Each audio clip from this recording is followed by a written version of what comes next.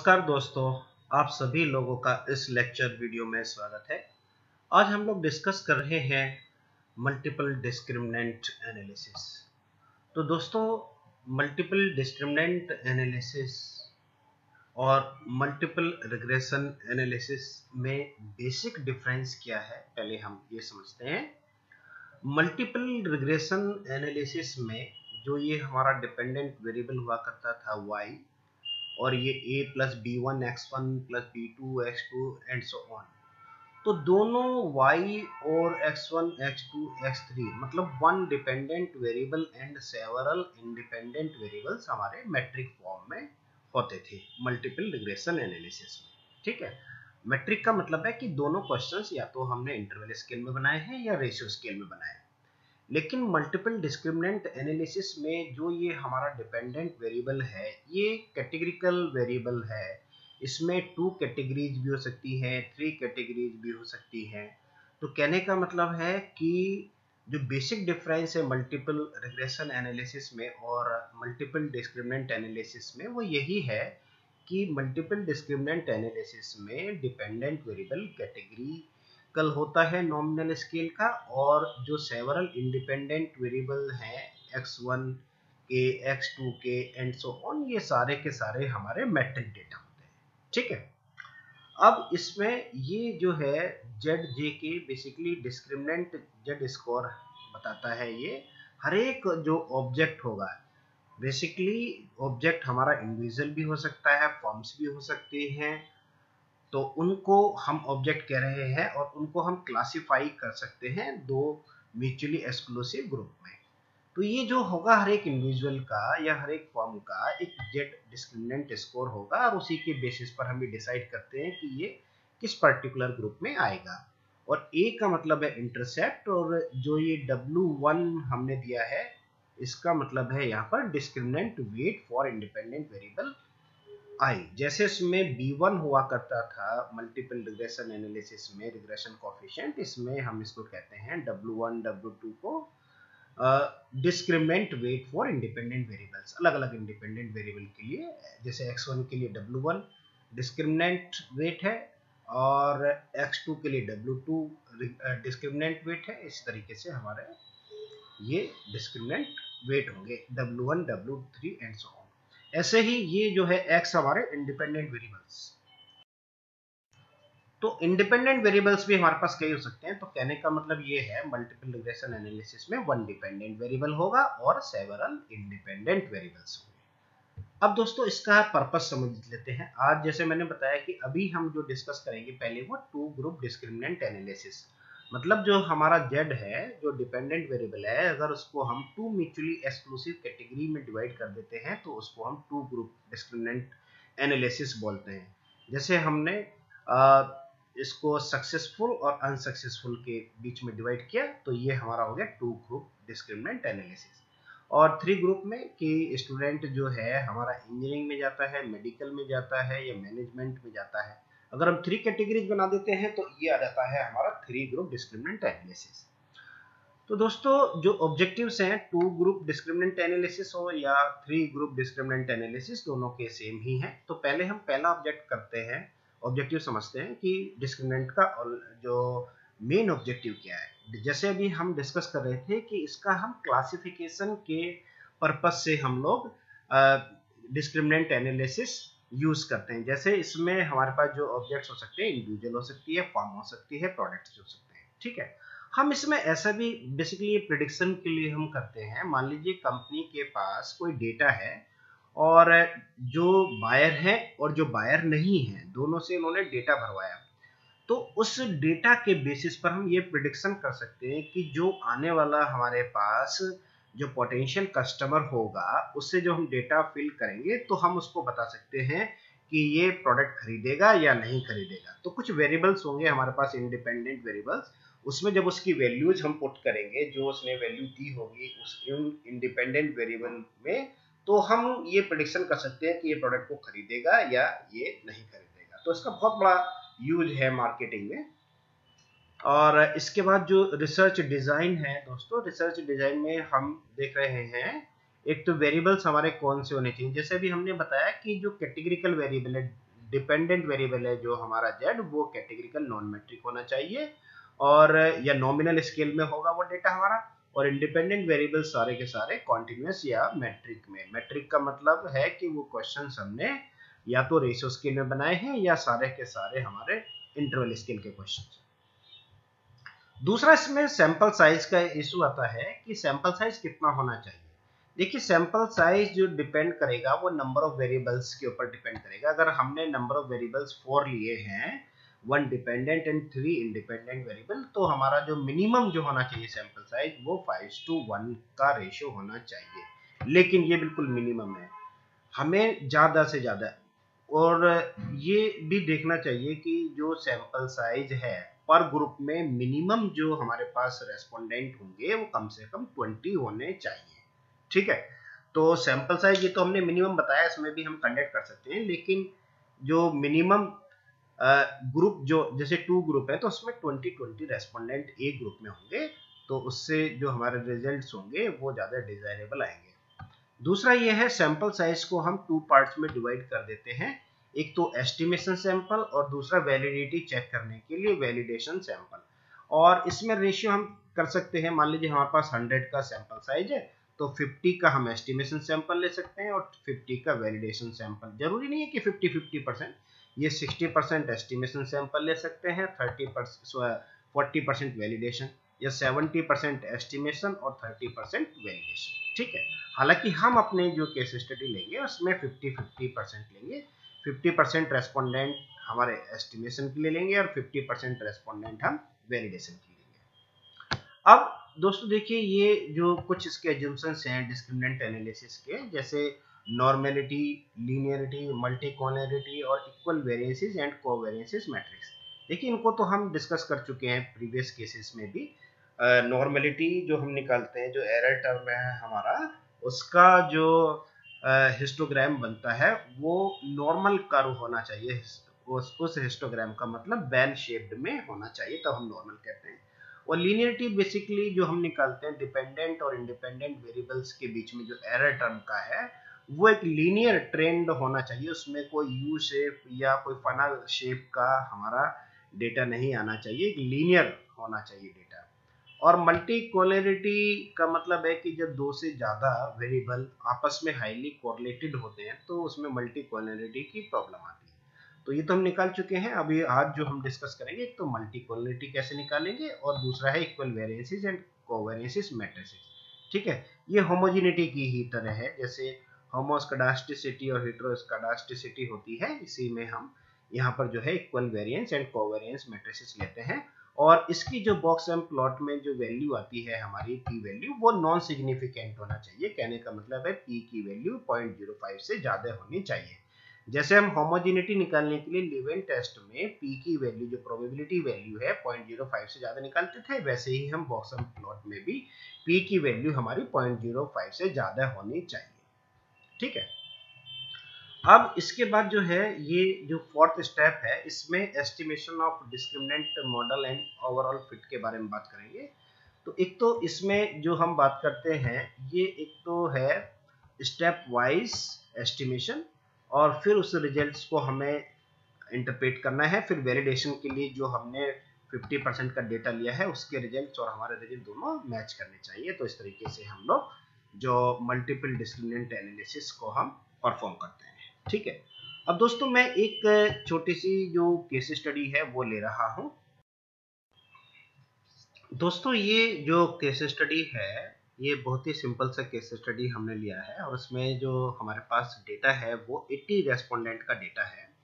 पहले हम इस केस स्टडी को समझ लें कि केस स्टडी का पर्पस क्या है, क्यों हम इस केस स्टडी को कर रहे हैं।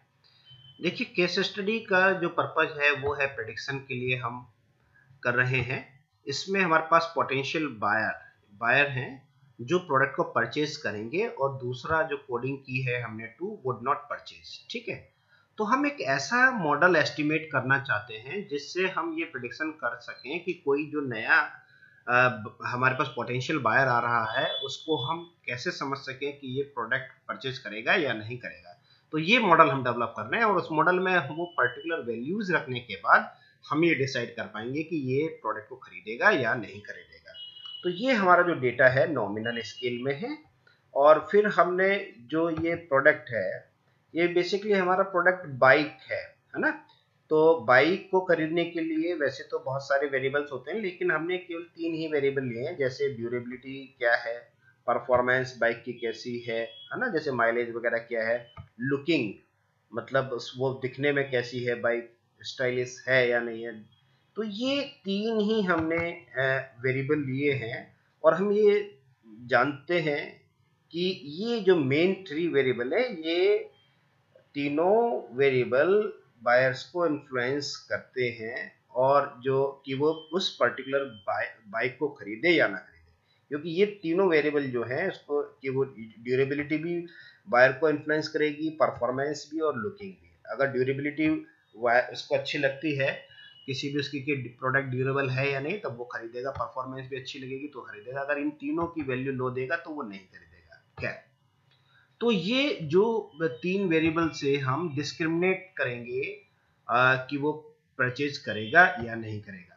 और हमारे पास मॉडल में एक वैल्यू आएगी, और उस वैल्यू के बेसिस पर हम बताएंगे कि अगर इस पर्टिकुलर वैल्यू से ज्यादा है तो वो खरीदेगा, और नहीं है तो नहीं खरीदेगा। अब ये देखिए, जैसे 20 का जो डेटा है हमारे पास, ये बायर है, परचेज ये करने वाले लोग हैं। अभी हमने जो कंपनी से जो डेटा लिया था, और उसमें जो स्कोर लिया है ड्यूरेबिलिटी का बाइक की, हमने कहा है कि आप 100 में से पॉइंट दीजिए। तो उन्होंने जो ड्यूरेबिलिटी को 76 पॉइंट दिए, और परफॉर्मेंस को 84 दिया, और लुकिंग को उन्होंने 52 दिया। दूसरा जो बायर है, उन्होंने ड्यूरेबिलिटी को 80 स्कोर दिया, और परफॉर्मेंस को 68 और लुकिंग को 53। तो इस तरीके से हमारे पास जो परचेजर हैं उनका 20 का डेटा हमारे पास है, और उन 20 जो रेस्पोंडेंट हैं या बायर हम कह सकते हैं, उन्होंने अपना स्कोर ड्यूरेबिलिटी, परफॉर्मेंस और लुकिंग के लिए दिया है। अब हमारे पास जो लोग नहीं खरीदते हैं, उनको भी हमने देखिए बाइक की हमने उनको टेस्ट ड्राइव करने के लिए कहा, और टेस्ट ड्राइव करने के बाद हमने उनका स्कोर पूछा। ऐसे ही हमने जो बाकी के 20 थे, ठीक है, उनसे हमने पूछा, तो उन्होंने जो नहीं खरीद रहे हैं, ठीक है, ये बाकी के जो देख रहे हैं आप, वुड नॉट परचेज वाले 20 लोग हैं, उन्होंने ड्यूरेबिलिटी को 49 दिया, परफॉर्मेंस को 42, लुकिंग को 69। ऐसे ही दूसरे जो पोटेंशियल बायर हो सकता था हमारा, उसने इसको 43 दिया, 39, 21। तो ये स्कोर हमारे पास 40 का है। वैसे तो हमारे पास जो पूरा जो टोटल जो बायर और नॉन बायर्स हैं वो हमारे पास 80 है, लेकिन 50% हमने इसको रख लिया है अपना वैलिडेशन के लिए। हम 40 से एस्टिमेशन करेंगे, और 40 से हम वैलिडेशन करेंगे, उसके लिए हमने वैलिडेशन पर्पस के लिए रख लिया है। ठीक है, खैर, अब ये देखिए, अब पहले इसको हम 50-50 में इसको डिवाइड कर लें। मेरे पास जो एक डेटा है, देखिए इसमें हम लोग, ये फाइल डबल खुली हुई है, इसको पहले मैं क्लोज कर देता हूँ। अब ये जो है, देखिए मेरे पास जो दूसरी फाइल है 50 स्प्लिट वाली जो फाइल है, इसको मैंने यहाँ से 50-50 में ये स्प्लिट कर देगा, और ये कॉपी किया मैंने। कॉपी करने के बाद ये जो हमारे पास बाइक का डेटा आया है, ये हमने इसको इस तरीके से मैं यहाँ पर पेस्ट कर दिया। पेस्ट करने के बाद जो डेटा आया, ये हमारे पास आ गया 80 रेस्पोंडेंट का डेटा। ठीक है, 2 का मतलब है कि जो अभी वैलिडेशन सैंपल के लिए लिया है हमने, वैलिडेशन के लिए, और 1 का मतलब लिया है हमने एस्टिमेशन, ये एस्टिमेशन का पर्पस हो गया। और इसमें अभी देखिए हम इसको जो है एस्टिमेट करेंगे, तो ये 40 का डेटा लेंगे हम एस्टिमेशन में। ठीक है, और 40 में जो दोनों तरह के बायर होंगे, जो बाय करेंगे और जो बाय नहीं करेंगे। ठीक है ना, ये देखिए 40 को लेंगे। तो इसके लिए हम क्या करेंगे, डेटा को डेटा में जाएंगे, और डेटा को जो है सिलेक्ट केसेस में जाकर इसको हम 50-50% में डिवाइड कर लेंगे, और ये इक्वल टू जो है स्प्लिट वाला 1 है ना, जो एस्टिमेशन जिसको दिया था हमने कोडिंग, ये 1 आ गया। इसको हमने कंटिन्यू किया, और कंटिन्यू करने के बाद ओके किया, तो इस तरीके से हमारे पास जो है सेलेक्टेड केसेस आ जाएंगे, ये देखिए। ठीक है ना, तो ये जो 1 का मतलब था एस्टिमेशन, और ये वाले सारे जो केसेस थे ये वैलिडेशन पर्पस के हैं, तो अभी इनको हमने सेलेक्ट नहीं किया। इनको हम जो सेलेक्ट इनका जो एनालिसिस होगा वो हमने बाद के लिए रखा हुआ है, ठीक है। तो अभी हमारे पास जो है टोटल 40 जो है रेस्पोंडेंट है, जिसमें 20 हमारे परचेजर हैं, 20 नॉन परचेजर। ये हमारी केस स्टडी है, और केस स्टडी मेरे ख्याल में समझ में आ गई होगी। अब हमें करना क्या है, देखिए केस स्टडी में ये जो केस स्टडी है, इस केस स्टडी को करने के लिए हमें पहले जो एनालाइज में जाएंगे, और एनालाइज में जाने के बाद पहले एक बार हम चेक कर लें कि जो डेटा हमारे पास 50-50 का है वो ठीक है या नहीं। तो ये हमने इसको इधर लेकर आ गए, चार्ट से देखा, चार्ट से बार चार्ट, और ये आ गया हमारे पास। ओके ओके, देखिए तो ये हमें जो डेटा है 40 का है, इसमें हमारे पास कोई प्रॉब्लम नहीं है, ठीक है ना। 40 का हमने वैलिडेशन पर्पस के लिए रखा। अब हम बात कर रहे थे कि जैसे इसमें एक मल्टी कोलिनिटी का भी इशू आता है, तो हम देखेंगे कि क्या कोलिनिटी का कोई ऐसा इशू है इसमें। तीनों वेरिएबल बहुत ज़्यादा हाईली कोरिलेटेड है कि कम कोरिलेटेड है। तो इन तीनों को हमने यहाँ पे देखी, जो एजम्पशंस था हमारा कोलिनिटी वाला, वो इसको हमने चेक किया, और यहाँ पर चेक करने के बाद देखा कि ये देखिए,